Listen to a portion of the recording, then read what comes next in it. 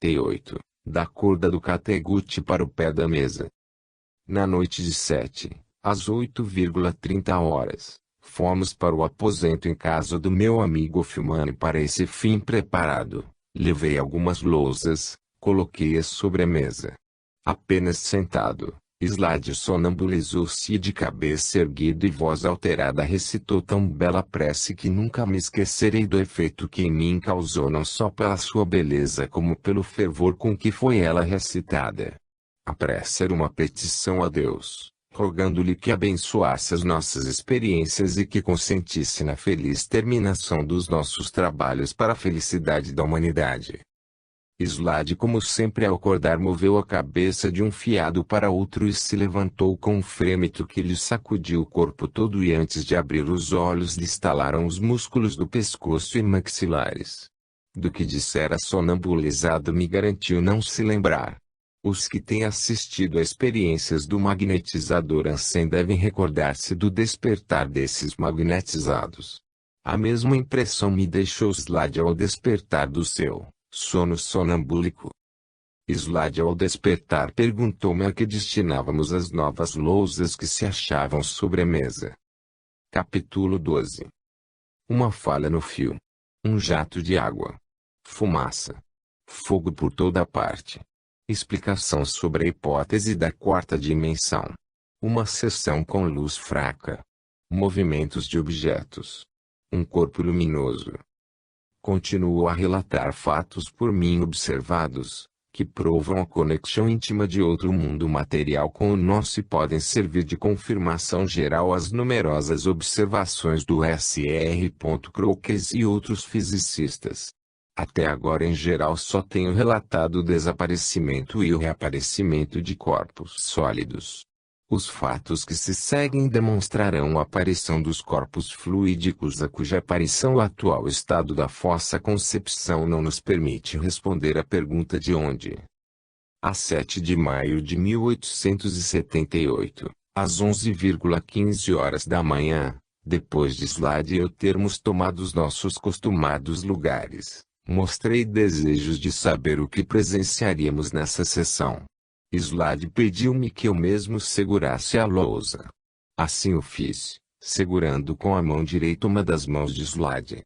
Apenas fiz isso, começou a escrita. Nesta ocasião confirmei uma observação já notada por mim: toda vez que eu retirava a mão de cima da de Slade, a escrita parava. Recomeçando tão depressa, eu segurava novamente a sua mão. Tendo sido dado o sinal de achar-se concluída a comunicação, retirei a lousa de sob a mesa e achamos as seguintes palavras no lado da lousa que havia estado contra a mesa. Amanhã pela manhã desejaríamos ter conosco o Barão H. Durante a sessão desenvolveremos uma nova força e vos mostraremos o que podemos fazer. Amanhã vos diremos mais alguma coisa com o médium sonambulizado. Slade e eu levantamo-nos com o fim de procurarmos um pedaço de lápis maior. Porém, neste momento fomos salpicados por uma espécie de chuvisco, que nos molhou ligeiramente, ficando o assoalho todo respingado. Durou o fenômeno cerca de 1 minuto.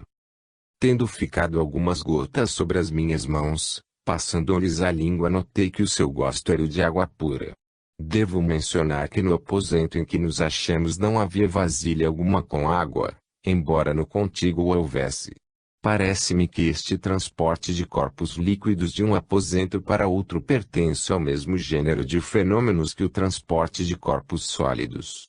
Íamos sentar-nos novamente à mesa depois de secarmos as nossas roupas, quando o mesmo fenômeno se repetiu, desta vez, porém em maior escala. Agora o teto e as paredes do aposento ficaram também molhados e pareceu-me, a julgar pela direção da água, proceder de diferentes jatos do meio do quarto ao mesmo tempo e de uma altura de 4 pés acima de nossas cabeças, como se um jato fosse descarregado perpendicularmente sobre um plano e daí espalhado em todas as direções. Eu já tivera ocasião de assistir ao mesmo fenômeno em presença de Slade, ao qual assistiu também o Sr. Gillis, de S. Petersburg. Este fenômeno efetuou-se na sala de espera do hoteleiro da estação da estrada de ferro da Turíngia, na qual pela primeira vez Slade entrava. Não se pode por isso alegar ter havido preparo. Estes fenômenos têm sido testemunhados por diversas pessoas. Na manhã seguinte, às 11 horas, Von Hoffmann tomou parte na nossa sessão, sentando-se à minha direita, Slade como de costume à minha esquerda. Depois de obtermos algumas comunicações escritas, de repente vimos surgir de debaixo da mesa e de diferentes lugares uma coluna de fumo que, a julgar pelo cheiro, devia provir de ácido sulfúrico e salitre.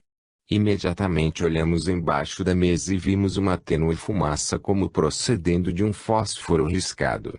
Logo em seguida se repetiu o fenômeno, porém mais pronunciadamente. Slade propôs colocarmos uma vela embaixo da mesa para vermos se os seres invisíveis seriam capazes de acendê-la. Von Hoffmann tomou 2 castiçais com velas ainda não usadas e os colocou embaixo da mesa na parte mais distante de Slade. Juntamos as nossas mãos. Logo em seguida surgiu fumo debaixo da mesa em todas as direções e um dos castiçais surgia com a vela acesa. Depois de alguns segundos, novamente baixou e quando examinamos embaixo da mesa lá se achava uma das velas ardendo. Para certificar-me da ausência de uma alucinação, tomei de um pedaço de papel e o coloquei sobre a chama da vela, queimando assim um buraco. Em seguida tomei de um lacre, derreti-o na vela e o deixei pingar no papel e pus o meu sinete. Depois de termos acalmado a nossa admiração, sentamo-nos novamente à mesa, colocando no centro a vela ainda aceso.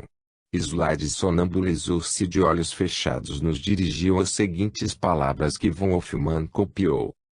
Tudo aquilo que não compreendemos estranhamos. Fogo em toda parte. Pensai no sílex do qual o extrai. Ele existe em todos os elementos à roda de vos. Que esta luz seja o vosso farol no caminho das vossas investigações, que seja ela o símbolo da luz que deve romper as trevas do mundo. A luz do cérebro iluminará o vosso caminho. Esta noite entraremos em uma nova fase. Amanhã de manhã refaremos as nossas forças e à noite vos mostraremos ainda outra fase se a atmosfera nos for favorável. Realmente os nossos amigos invisíveis cumpriram a promessa de maneira admirável. Às 7h30 da noite achávamos tomando em nosso chá. Sobre a mesa estava uma grande lâmpada. Slade sentava-se em frente a mim com as costas para uma janela que tinha as cortinas cerradas. À minha esquerda, do mesmo lado da mesa, se sentava a Sra. Von Hoffmann e em frente a ela o Sr. Von Hoffmann. Não contávamos com manifestação alguma, visto nunca termos assistido nada de notável durante as nossas refeições, excetuando movimentos da mesa, levantamento de cadeiras e pequenos fenômenos desta ordem. Repentinamente a Sra. Von Hoffmann deu um grito e disse ver na parede e na porta para a qual eu tinha as costas voltadas o reflexo de uma luz clara que parecia vir de um ponto embaixo da mesa. Examinamos embaixo da mesa por toda a parte, mas nada vimos que nos explicasse a procedência dela luz.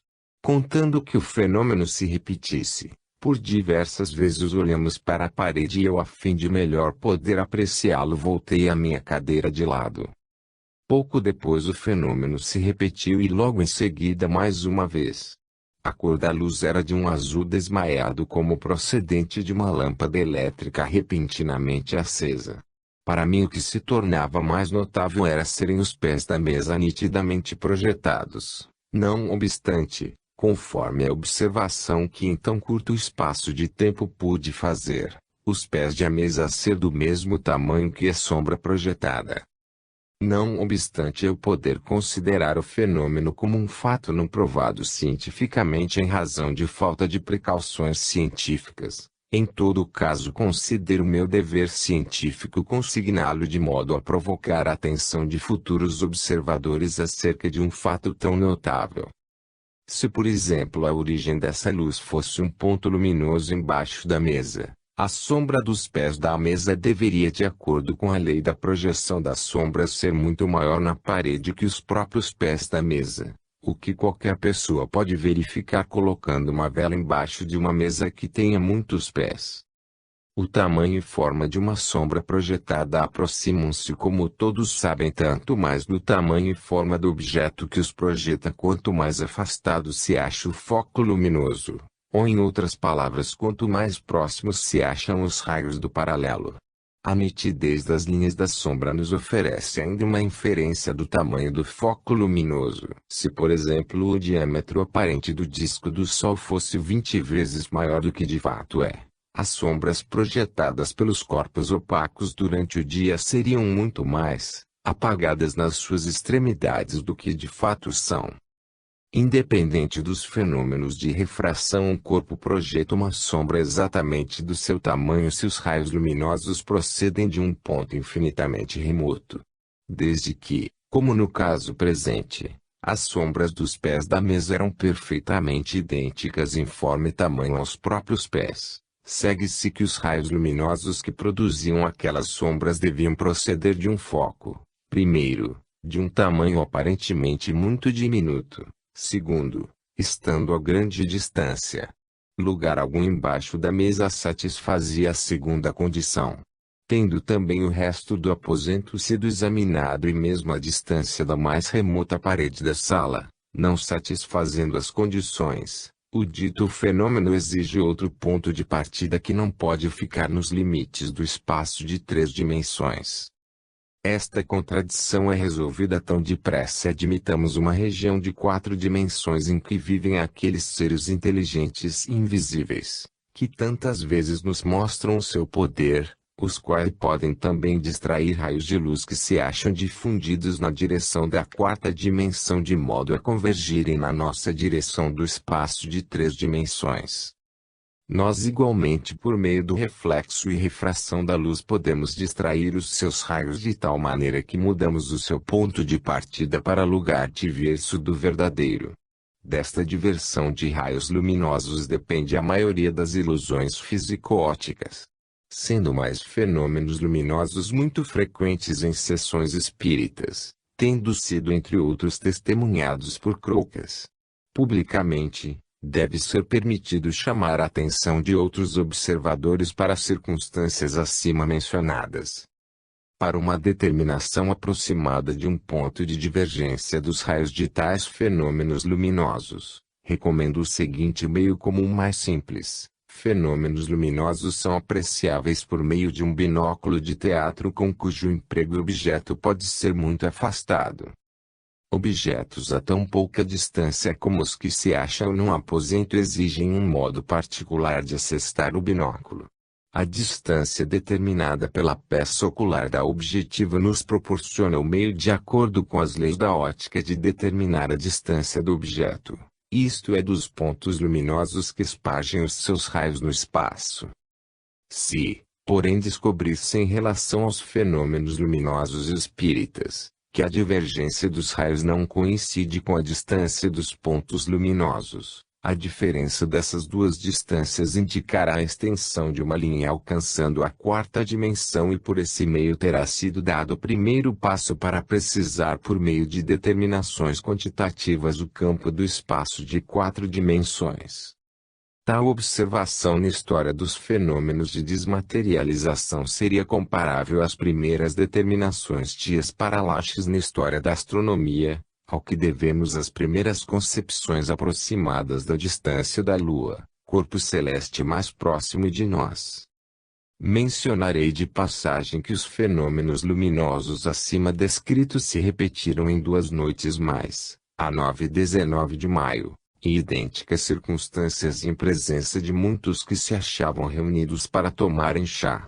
Nessas ocasiões, para melhor observar slade fenômeno, me sentei a seu lado.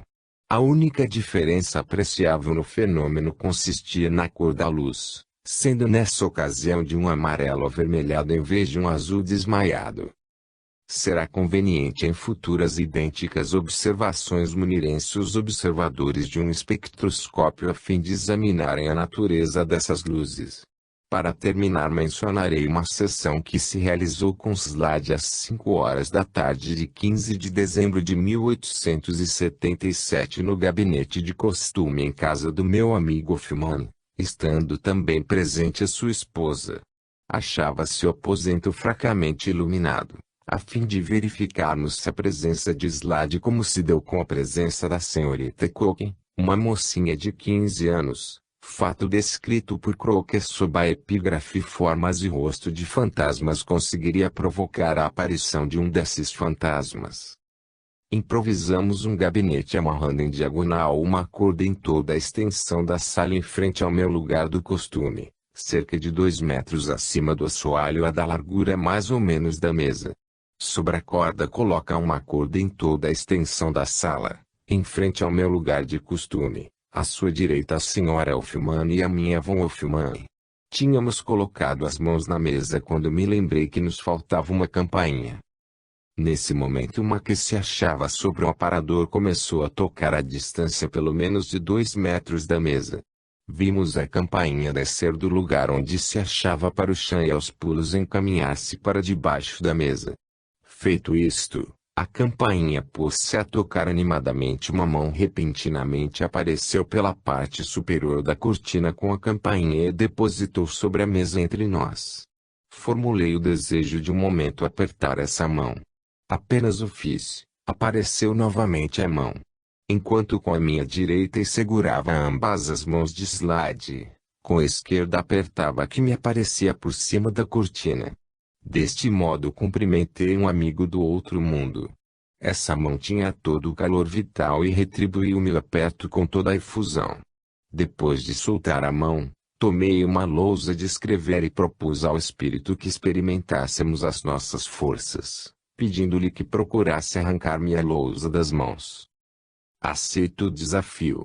O espírito pegou em uma extremidade da lousa enquanto eu retinha a outra. Nos diversos puxões notei os mesmos movimentos musculares como se fosse um homem que segurasse a outra extremidade da lousa. Por um forte puxão fiquei com a lousa em minhas mãos enquanto pensava no que acabava de se passar. Vi de repente emergir acima da cortina um corpo semicircular brilhando com uma luz fosforescente do tamanho de uma cabeça humana. Movia-se de um lado para outro acima da cortina e pareceu-nos pertencer a uma forma luminosa que se achava por detrás da tapagem. Aproximando-se do lado onde se achava Slade, tornou-se completamente visível. Slade recuou assustado, o que nos fez rir e a forma imediatamente se afastou para trás da cortina e do lado oposto tornou a mostrar-se até meio corpo. Não podíamos distinguir feições ou membros. Em intensidade e cor, a luz fosforescente assemelhava-se à observada nos tubos de Gessler.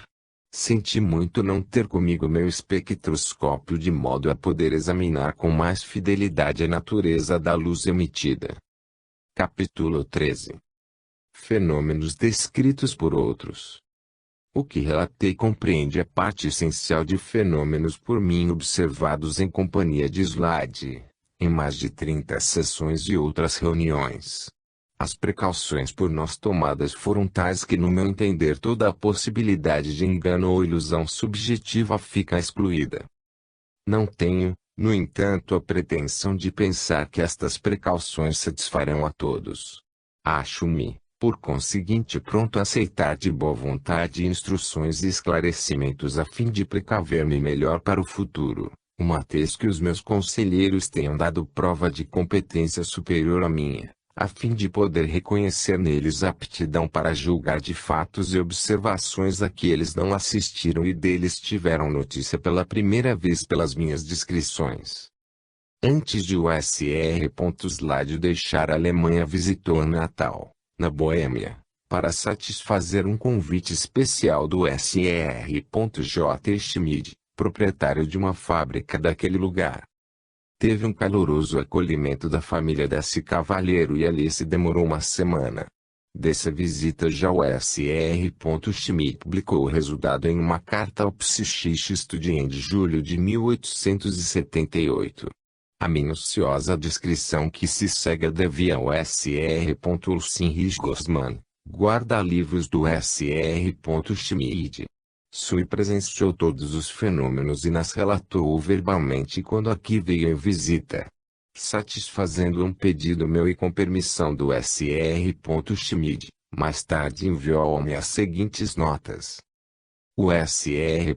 Slade chegou aqui em 14 de maio de 1876, porém se sentia tão fatigado que não pretendíamos fazer sessão nesse dia. Não obstante essa resolução, com surpresa nossa, assim que ele entrou na sala ouvimos fortes pancadas no sofá. Não pudemos admitir a hipótese de ter o Sr. Slade feito preparativo algum, pois era a primeira vez que entrava nessa casa.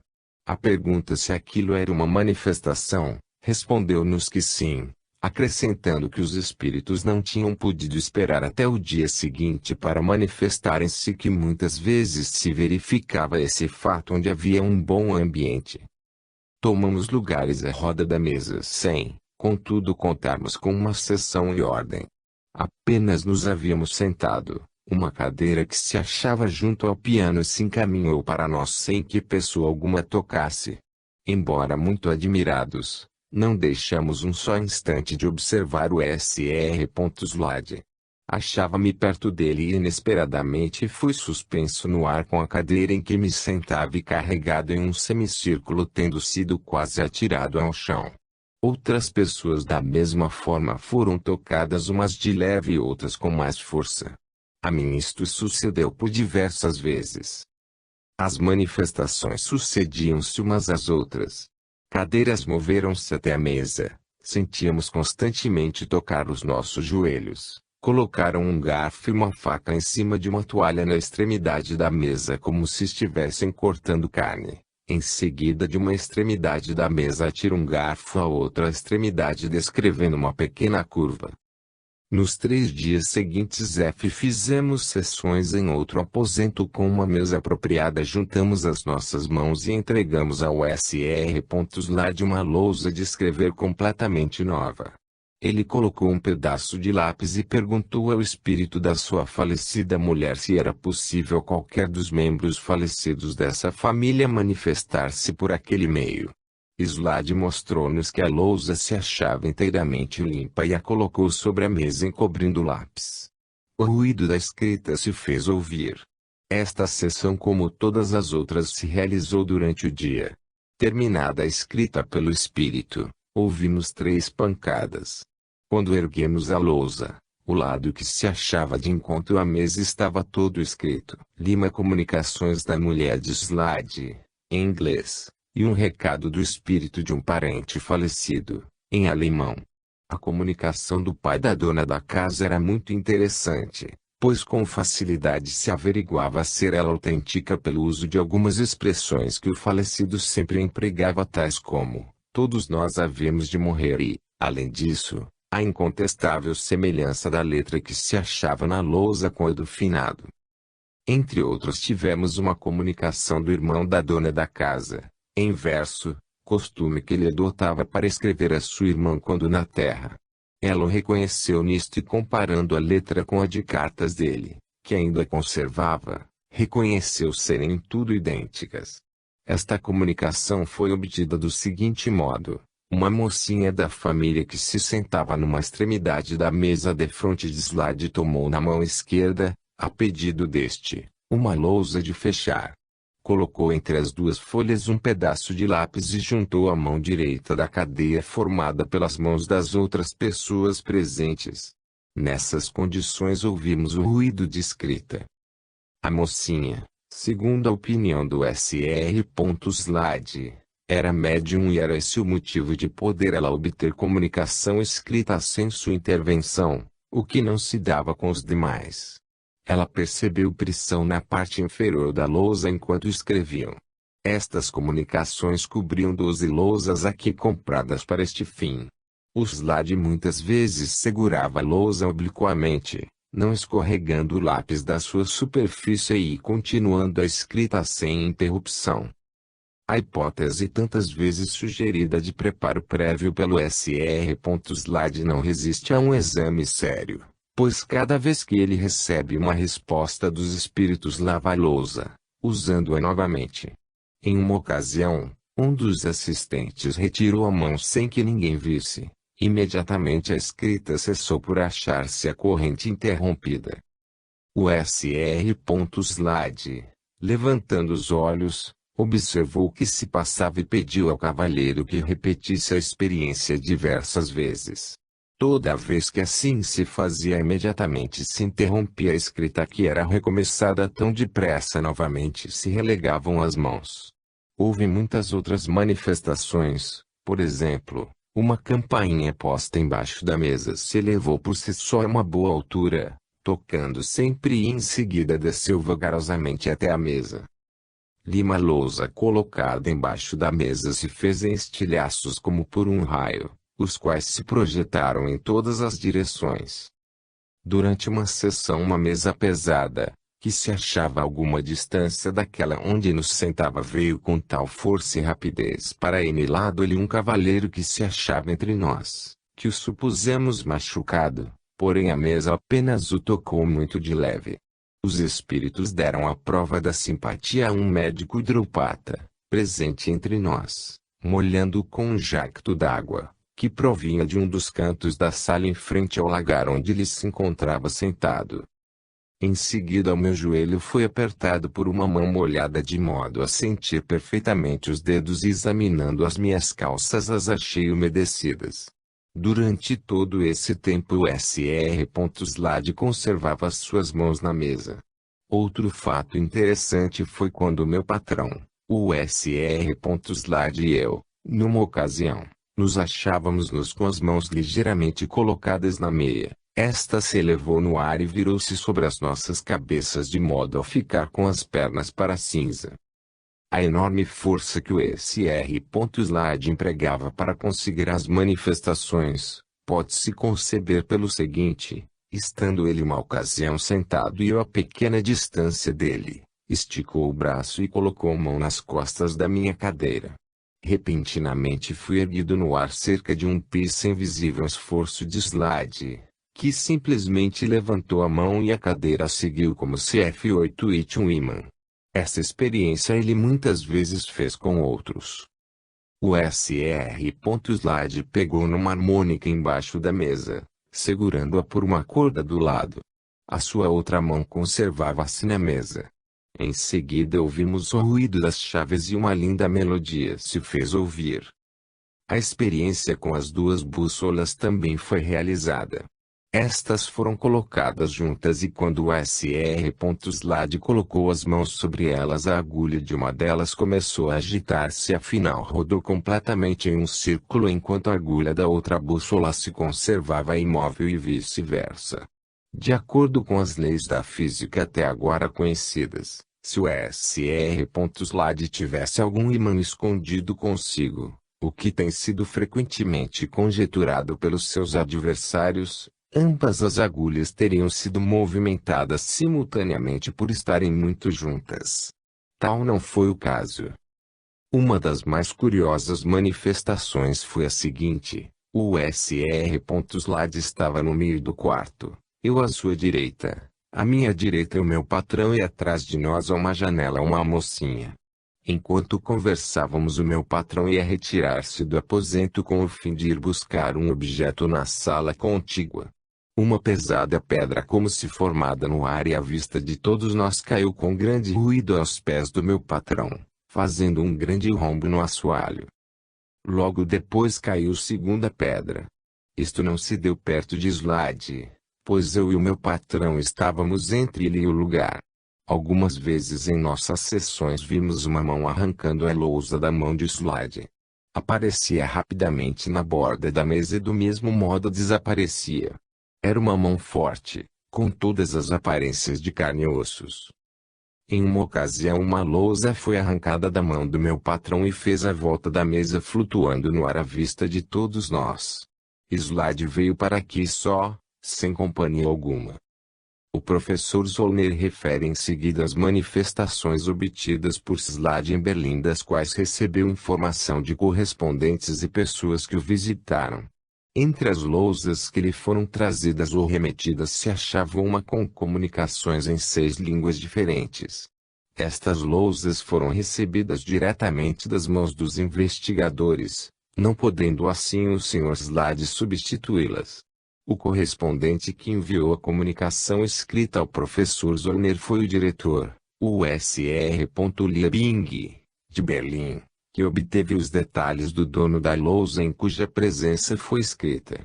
Não obstante ter sido preferível obter-se a comunicação diretamente deste cavalheiro, parece pela carta que acompanha a lousa, não reproduzimos a carta por muito longa, que o dito cavalheiro leu e aprovou a carta a todos os respeitos.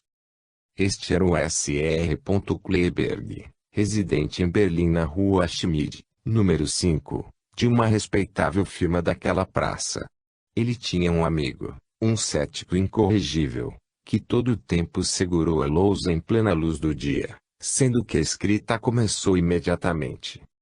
Quando cessou esta e a lousa foi aberta, a parte inferior se achava completamente coberta com letras, como se pode registrar. Li uma longa frase em inglês, 5 pequenas em francês, alemão, holandês, grego e chinês. Fim.